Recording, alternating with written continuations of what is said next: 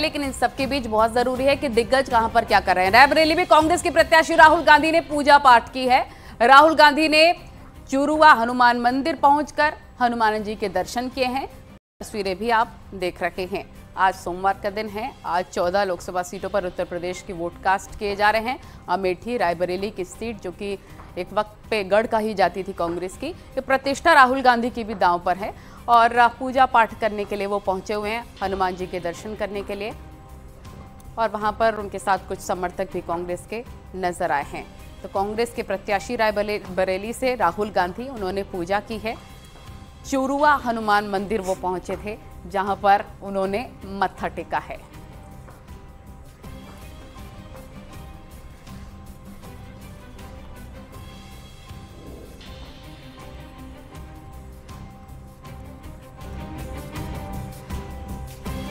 तो रतिभान त्रिपाठी वरिष्ठ पत्रकार हमारे साथ जुड़े हुए हैं और साथ ही हमारे सहयोगी भी अलग अलग जगहों से हमारे साथ जुड़ेंगे। अमित गंजू भी हमारे साथ जुड़े हुए हैं।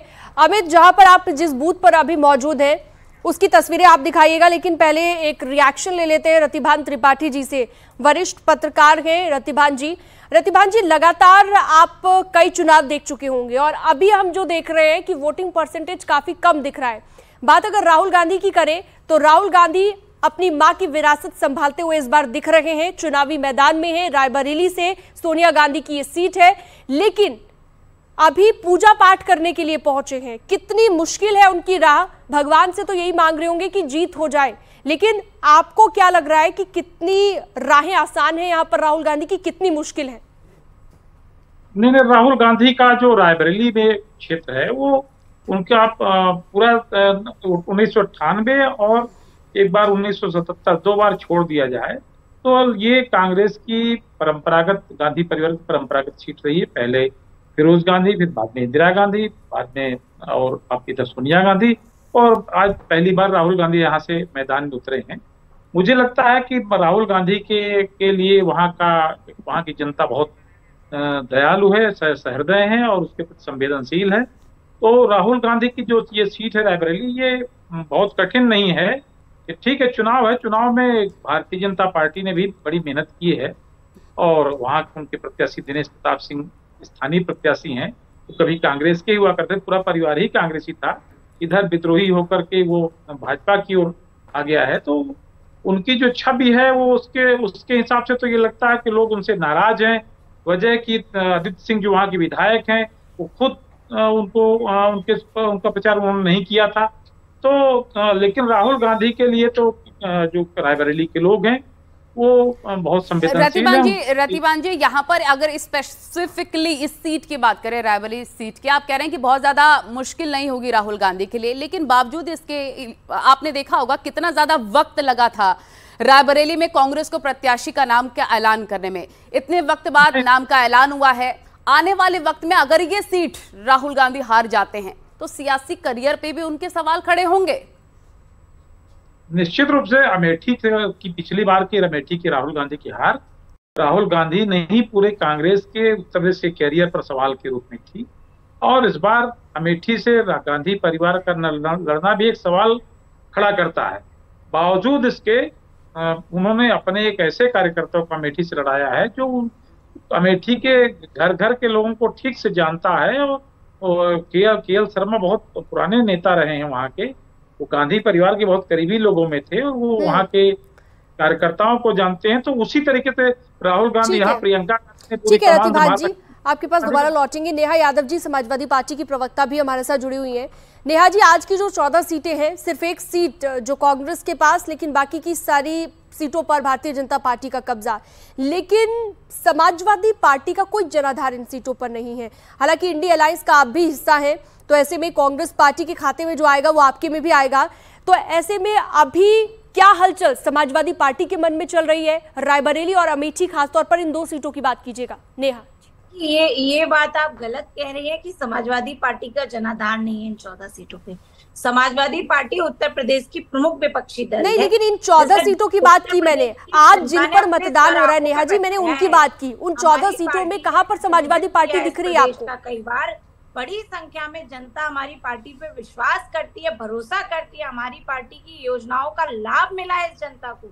लेकिन आप जो कह रही हैं कि जनता हमारी नहीं है, ये बात गलत है। दूसरी बात, आपने रायबरेली अमेठी की रायबरेली ऐतिहासिक मतों से आदरणीय राहुल गांधी जी जीतने जा रहे हैं। इससे भारतीय जनता पार्टी की हताशा और निराशा आपको दोनों साफ नजर आ रही है। अमेठी में भी वहां के बहुत ईमानदार कद्दावर नेता जिनकी पहुंच घर तक है, उनको चुनाव लड़ाया गया है इंडिया गठबंधन की तरफ से। अमेठी भी ऐतिहासिक मतों से इंडिया गठबंधन जीत दर्ज करेगा और ये परिणाम आपको कल की रैली से साफ नजर आ रहे होंगे। जिस तरह से प्रयागराज में बड़ी संख्या में मैं आपके पास लौटूंगी। हालांकि बीजेपी की तरफ से खुद प्रधानमंत्री नरेंद्र मोदी की तरफ से दो लड़कों की जोड़ी को लेकर क्या कुछ कहा गया, उस पर रिएक्शन लेंगे। आपके पास लौटूंगे, अमित गंजू का रुख कर लेते, कुछ लोग उनके पास मौजूद है।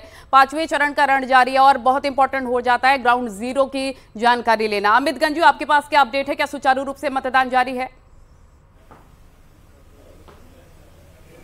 देखिए, मैं आपको बताना चाहूंगा, आसमान से आग उगल रही है और धरती तप रही है। 42 डिग्री टेम्परेचर इस वक्त है जालौन में, मगर उनके बीच भी देखिए जोश कहीं से कम नहीं है। हालांकि थोड़ी स्पीड डाउन हुई है। जो स्पीड 6 o'clock पर थी, 7 o'clock पे थी, 9 o'clock पे, देखिए एक एक करके लोग निकलते चला रहे। आप में से फर्स्ट टाइम वोटर कौन कौन है? पहले हाथ उठा दिए। आप मैम, आप भी हैं। चलिए मैं आप तक आता हूँ। क्या सोचता है first time voter? Vote cast करना चाहिए? क्या आपने वोट कास्ट किया? वोट कास्ट करना चाहिए, क्योंकि अगर हमें अपने सोसाइटी में चेंजेस लाने तो बहुत जरूरी है कि हम वोट दें। Very good. आप क्या कह रहे हैं सर?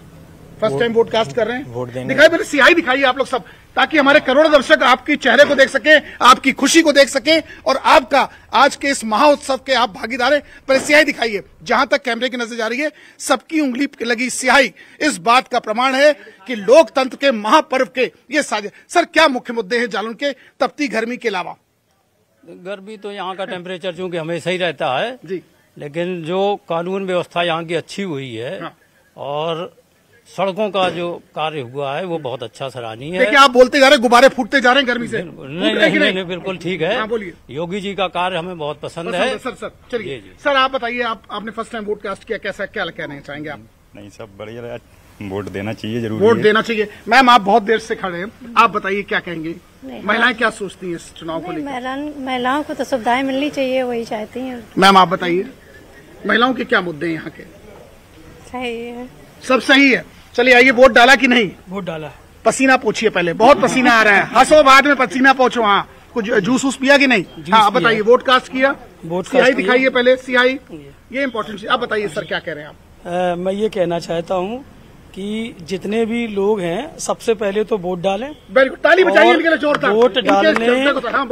वोट डालने से दिशा और दिशा दोनों में परिवर्तन हो जाएगा। बिल्कुल महत्वपूर्ण जानकारी आप दे रहे हैं और जनता का रिएक्शन भी आप समझा रहे हैं और बता रहे हैं। लेकिन इन सबके बीच क्योंकि गर्मी बहुत ज्यादा है, धीरे धीरे ही सही मतदान फीसद बढ़ेगा। अमित गंजू, आप जारी रखेगा बातचीत, क्योंकि यहाँ पर एक ब्रेक के लिए रुकना होगा। शीना, बिल्कुल बिल्कुल, दोपहर के वक्त थोड़ा सा धीमा जरूर हो जाता है मतदान, लेकिन हर तस्वीर न्यूज़ 18 लगातार आपको दिखाता रहेगा। वक्त एक छोटे से ब्रेक का, जल्द लौटते हैं।